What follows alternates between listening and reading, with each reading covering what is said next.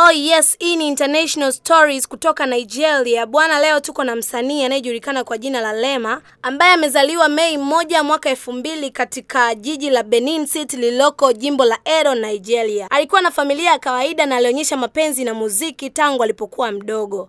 Rema alianza kushirikiana na muziki wa mtindo wa hip hop na Afrobeat akiwa na umri mdogo, na aliweza kujiingiza katika fani kwa kujiandaa vizuri kutumia kipaji chake. Mwaka 2018 Rema alianza kupata umaarufu wake alipoanza kufanya kazi na producer maarufu kutoka Nigeria aitwaye Josing World Entertainment. Aliweza kuachia single yake ya kwanza Dumebi mwaka 2019 ambayo ilivuma sana na kumfanya Rema kuwa maarufu haraka kwenye soko la muziki wa Nigeria na Afrika kwa ujumla. Mwaka 2019 Rema alikamata soko la kimataifa na kupenya kwenye orodha za muziki duniani kupitia hit yake ya Iron Man, wimbo huu ambao ulipata umaarufu mkubwa na kuzidi kutambulika kwenye majukwaa ya kimataifa.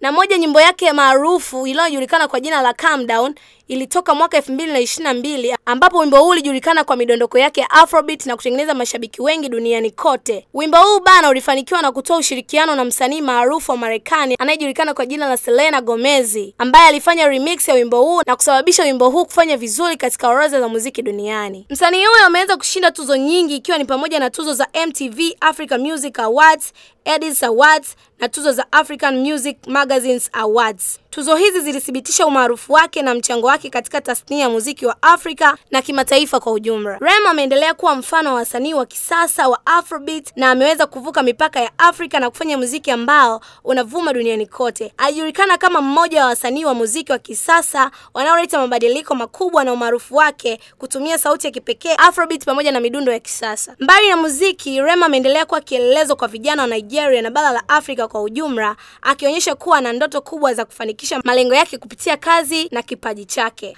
Ameendelea kuleta mabadiliko kwenye muziki wa Nigeria, hasa kwa kuchanganya aina mbalimbali za muziki kama Afrobeat, Trap, Hip Hop. Kwa sasa pia anapanga kuendelea kufanya ziara za kimataifa na kuongeza umaarufu wake kwenye soko la muziki duniani. Na moja ya album zake ambazo zina nyimbo mbalimbali ni kama Dumebi ya mwaka 2019, Iron Man ya 2019, Calm Down ya 2022, Bad Commando 2019, Beamers pia alitoa mwaka 2020.